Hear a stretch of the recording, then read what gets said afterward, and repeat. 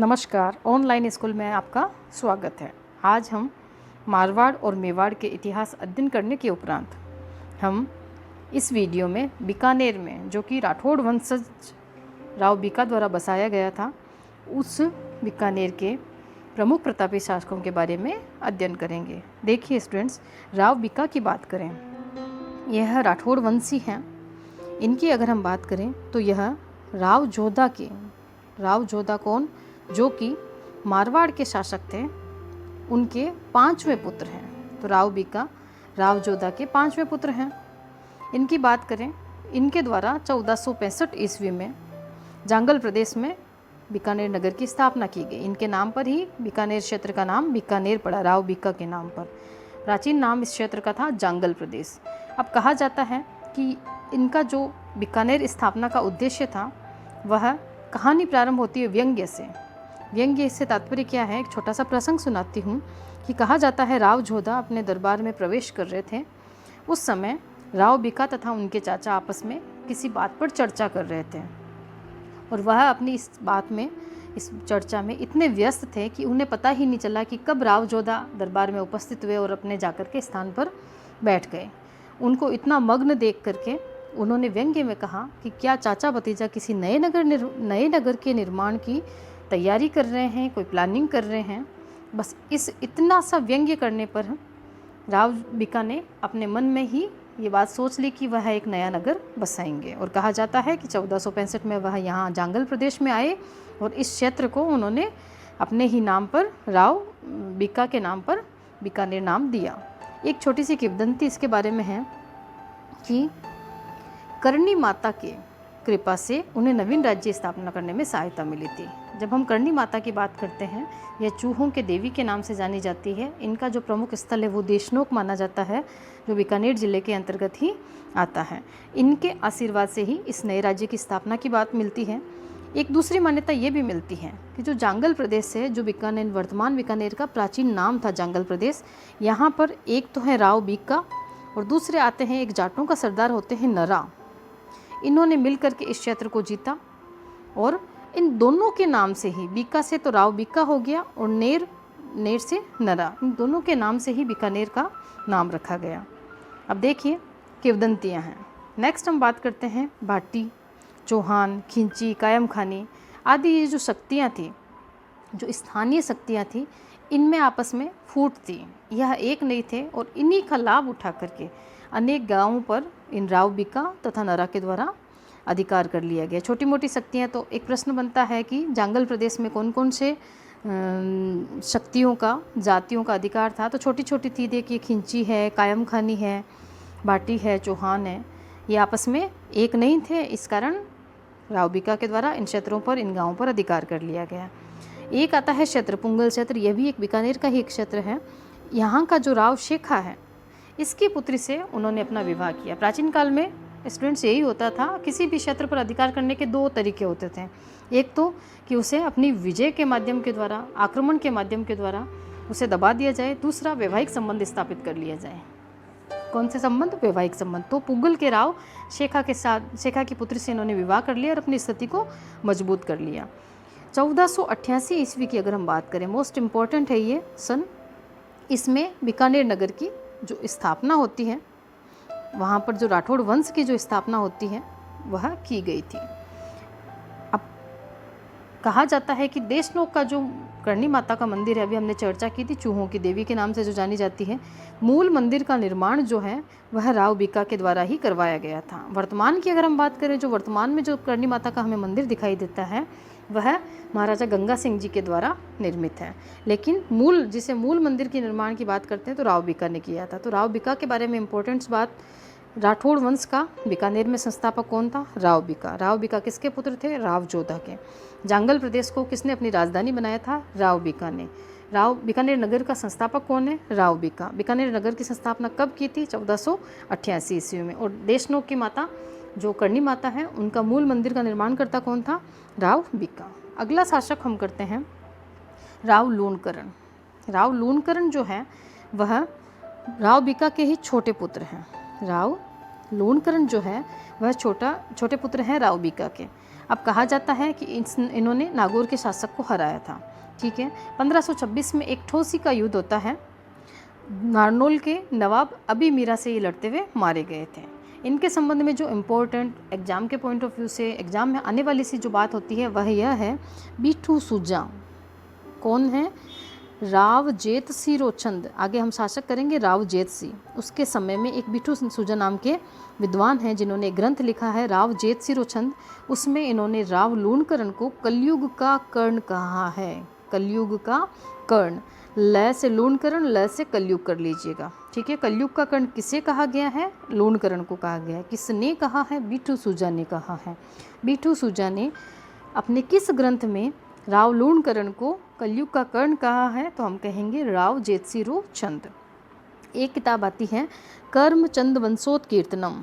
क्या पुस्तक है? कर्मचंद वंशोत्कीर्तनम। उसमें भी इनकी दानशीलता की तुलना कर्ण से की गई है। हम महाभारत काल में देखते हैं एक कर्ण बड़ा दानवीर था। उसने कभी भी किसी दान मांगने आने वाले व्यक्ति को खाली नहीं लौटाया था। वैसे ही इनकी तुलना राव लूणकरण से की जाती है। अब कहा जाता है कि जो बीकानेर में लूणकरणसर झील है, लूणकरणसर नगर है, ये सभी राव लूणकरण के कर्ण ने ही बनवाए थे। तो इसके संबंध में इम्पोर्टेंट एक ही बात है, राव जेतसिरो चंद में बीठू सुजा ने कलयुग का कर्ण कहा है। तो बीकानेर के राठौड़ों में हम 2 शासक राव बीका और राव लूणकरण का अध्ययन कर चुके हैं। एक संस्थापक है, दूसरा कलयुग का कर्ण है। अगले राव जेतसी की बात करते हैं। देखिए स्टूडेंट्स, राव जेतसी इम्पोर्टेंट है। कारण क्या है कि एक तो इनके समय में जो बीठू सुजा द्वारा पुस्तक लिखी गई है राव जेतसिरो चंद, वह एग्जाम में बहुत पूछी जाती है, क्योंकि इस राव जेतसिरो चंद में जो पहले 2 शासक हैं उनके बारे में भी समस्त जानकारी तथा राव जेतसी के संबंध में जितने भी विजय अभियान हैं इसके, उनका वर्णन किया गया है। दूसरी इंपॉर्टेंट बात है कि इसके जो 2 विजय अभियान हैं वो जाने जाते हैं। पहला जो इसका विजय अभियान है 1534 ईस्वी में, काबुल का शासक और हुमायूं का भाई है कामरान।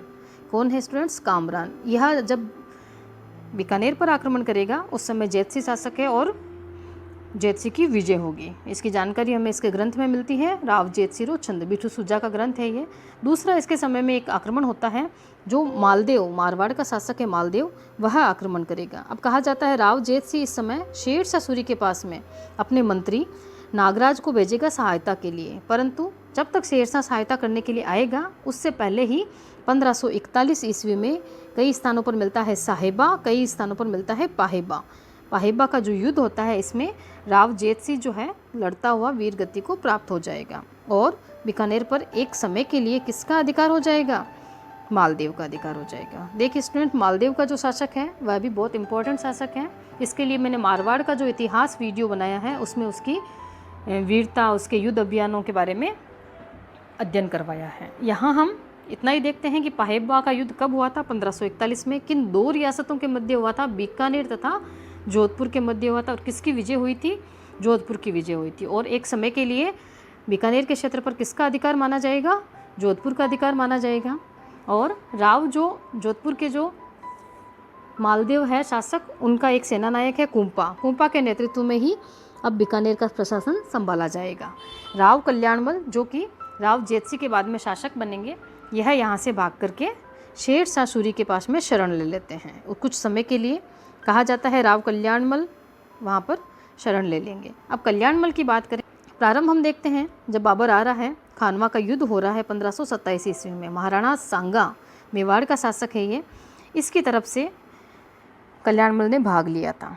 कहानी ये होती है राणा सांगा के द्वारा पाती पेरवण की जाती है। पाती पेरवण से तात्पर्य ये होता है कि अपनी जो समस्त रियासतें होती हैं, अपने जो मित्र होते हैं, उन्हें युद्ध की स्थिति में एकत्रित करना। तो महाराणा सांगा द्वारा पाती पेरवण किया जाता है। तो बीकानेर की तरफ से राव कल्याणमल युद्ध करने के लिए जाएंगे। ठीक है स्टूडेंट्स, 1527 में कल्याणमल के जीवन का युद्ध है ये, खानवा का युद्ध 1527 में होता है। दूसरी हम बात करते हैं 1544 ईस्वी की। अगर हम बात करें, जो गिरी सुमेल का युद्ध होता है उसमें यह मालदेव के विरुद्ध शेरशाह की ओर से युद्ध में भाग लेंगे। देखिए, पहला जो युद्ध है उसमें ये राजपूतों की तरफ से भाग ले रहे हैं। दूसरा युद्ध जो है उसमें ये अफगानों की तरफ चले जाते हैं। कारण क्या होता है? पाहेबा का युद्ध जो 1541 में हुआ है, इस युद्ध में राव मालदेव के द्वारा बीकानेर पर अधिकार कर लिया गया है। तो बीकानेर राव मालदेव के विरुद्ध में जाकर के शेरशाह की ओर से ये युद्ध में भाग लेंगे। ठीक है। इसने बटनेर के दुर्ग पर भी अधिकार किया था उस समय। 1570 मोस्ट इम्पोर्टेंट स्टूडेंट प्रश्न बनता है, नागौर दरबार का आयोजन कब किया गया था? 1570 में। किसने किया था? अकबर ने। तो नागौर दरबार अकबर लगाता है। अपना नागौर जो है राजस्थान का राजपूताना रियासत का एकदम मध्यवर्ती भाग है। इस स्थान पर अकबर जो शुक्र तालाब है वहाँ पर आकर के अपना दरबार लगा लेता है और एक फरमान निकालता है कि जो भी रियासत मेरी अधीनता स्वीकार करना चाहती है वह नागौर दरबार में उपस्थित होएं तथा अधीनता स्वीकार कर लें। तो कहा जाता है जब नागौर दरबार का आयोजन हुआ तो राव कल्याणमल भी वहाँ उपस्थित हुए और मुगल अधीनता स्वीकार कर ली। तो बीकानेर के पहला शासक जिसने मुगल अधीनता स्वीकार की है वह है राव कल्याणमल। अब कल्याणमल की बात करें तो मुगल अधीनता स्वीकार इन्होंने की। यह जब नागौर दरबार में उपस्थित होते हैं तो अपने 2 पुत्रों के साथ जाते हैं। देखिए स्टूडेंट्स, 2 पुत्र हैं राव कल्याणमल के, राय सिंह तथा पृथ्वीराज राठौड़। राय सिंह तथा पृथ्वीराज राठौड़। अगले जो हमारे शासक बनेंगे वो राय सिंह बनेंगे। तो पृथ्वीराज राठौड़ के बारे में यहीं पर थोड़ा सा अध्ययन कर लेते हैं। देखो राय सिंह जो है राय सिंह को अकबर ने 1572 में 72 से 75 ये जोधपुर का प्रशासक रहेगा। स्थितियाँ बदलती है, कभी जोधपुर जो है बीकानेर पर अधिकार कर लेता है तो कभी बीकानेर जो है वहाँ का प्रशासक बन जाता है।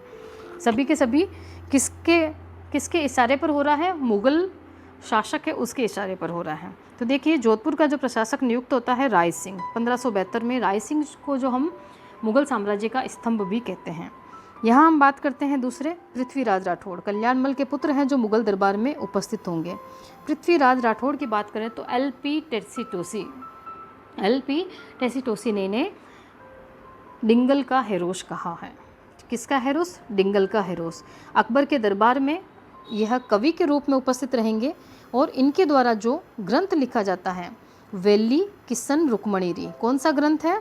वेली किशन रुक्मणी की। इस ग्रंथ की अगर हम बात करें स्टूडेंट्स तो दुर्शा आडा ने इसे पंचम वेद की संज्ञा दी है। किसकी संज्ञा दी है? पंचम वेद की। वेली किशन रुक्मणीरी।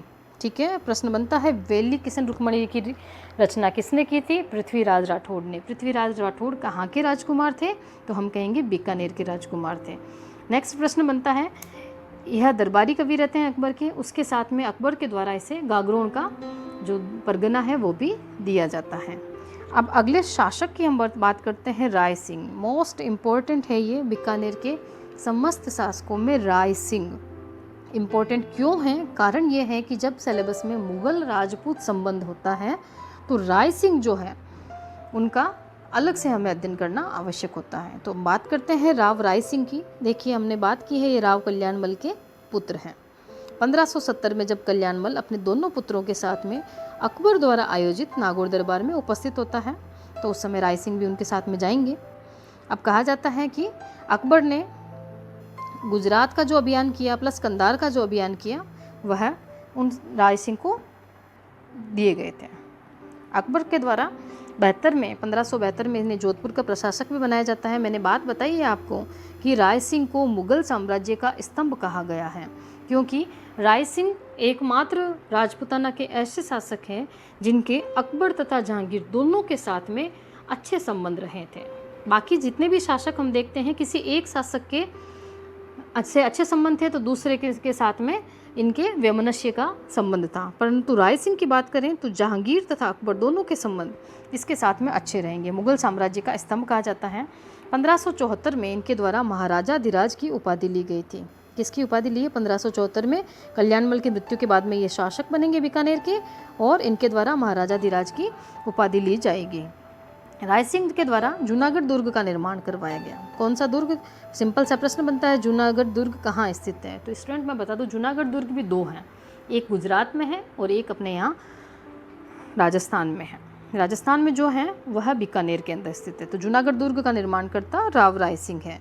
अब बात करते हैं कि इस दुर्ग के दरवाजे पर हम देखते हैं कि जयमल और फत्ता अध्ययन किया है हमने। जब मेवाड़ का इतिहास हमने किया है तो जयमल और फत्ता की बात की हमने कि चित्तौड़गढ़ का जो तृतीय साका हुआ था उस समय जयमल और फत्ता के द्वारा वीरता के साथ में चित्तौड़गढ़ दुर्ग की रक्षा में अपने प्राण दिए गए थे। तो जयमल व फत्ता की पाषाण मूर्तियाँ जो वर्तमान में भी लगी हुई है ये राव राय सिंह के द्वारा बनवाई गई थी।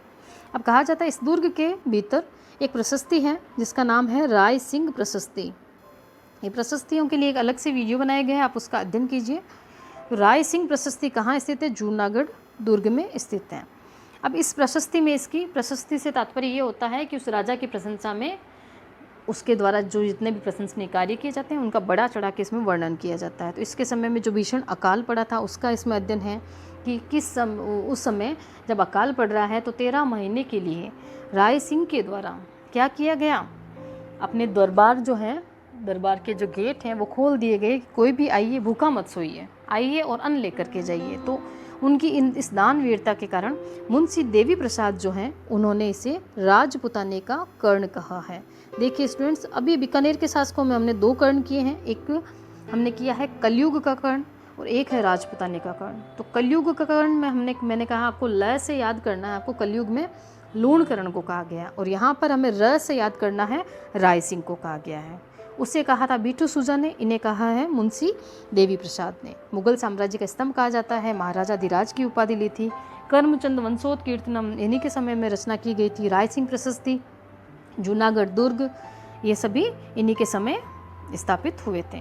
अगले और प्रतापी शासक की बात करें तो राव कर्ण सिंह की बात करेंगे। देखिए स्टूडेंट्स, राव कर्ण सिंह जो हैं बीकानेर के शासकों में और मुगल कालीन शासकों में शाहजहाँ के समकालीन हैं। किसके समकालीन है? शाहजहाँ के समकालीन हैं। तो शाहजहाँ के जितने भी दक्षिण के जो अभियान होंगे उसमें कर्ण सिंह उनके साथ में जाएंगे। इनके समय में एक प्रसिद्ध राड़ है जो कि बीकानेर और नागौर के शासकों, नागौर के बीच में हुई थी। जिस समय नागौर का जो शासक है वो अमर सिंह था। कई बार एग्जाम में इनका गांव पूछा गया कि मतीरे की जो राड़ है वो किस स्थान पर हुई थी। देखिए स्टूडेंट, जाखनिया गांव। तो 1644 ईस्वी में मतीरे की राड़ हुई थी। अगला आता है मुगल उत्तराधिकार संघर्ष। 1657-58 में ये मुगल उत्तराधिकार संघर्ष होगा, औरंगजेब तथा दारा शिकोह के मध्य होगा। कहा जाता है मुगल अधिकार जब युद्ध हो रहा है तो कर्ण सिंह जो है पहले तो तटस्थ रहे हैं, परंतु जब लगा कि औरंगजेब जीतने वाला है, ठीक है, दूरदर्शिता दिखाई इन्होंने, औरंगजेब जब जीतने वाला है तो उस समय उन्होंने क्या किया, अपना जो पुत्र था पदम सिंह और केसरी सिंह, उन दोनों को औरंगजेब के पक्ष में भेज दिया। तो स्वाभाविक है जब औरंगजेब शासक बनेगा उत्तराधिकार संघर्ष में विजय के उपरांत, तब वह उसकी सेवा में चला जाएगा। अब कहा जाता है कि कर्ण सिंह प्रारंभ में तटस्थ रहा था, परंतु जब उसे पता चला कि औरंगजेब जीत रहा है उस समय दूरदर्शिता दिखाते हुए अपने पुत्रों को उसकी शरण में भेज देता है और उसकी प्रशंसा का पात्र बन जाता है। चिंतामणि भट्ट इसके समय के जो दरबारी कवि हैं, चिंतामणि भट्ट इंपॉर्टेंट है, इनका नाम याद कीजिए। इनका ग्रंथ है सुख सप्तती। इसमें ने जांगलधर बादशाह, जांगलधर हम कहते हैं बीकानेर के क्षेत्र का प्राचीन नाम था और इनके नाम के आगे बादशाह लगता है। देखिए स्टूडेंट्स, बादशाह जो उपाधि है वह मुगलों की थी और बीकानेर के किसी शासक के नाम के पीछे अगर बादशाह लगता है तो वह एकमात्र कौन है? राव कर्ण सिंह है। अब कर्ण सिंह के समय में ही, और इसकी हमें जानकारी कहाँ मिलती है? सुख सप्तती चिंतामणि भट्ट का ग्रंथ है। कर्ण सिंह के बात करें कि तो कर्ण सिंह के जो साहित्य हैं उसके समय में कल्पद्रुम, इसका जो दरबारी है विद्वान गंगानंद मैथिल, इन्होंने इनके जो काव्य हैं कर्णभूषण, काव्य डाकिनी नामक ग्रंथ लिखे गए हैं। तो कर्ण सिंह के बारे में एक मतीरे की राड़ फेमस है। तो दूसरा इंपॉर्टेंट है जांगलधर बादशाह, किसे कहा जाता था?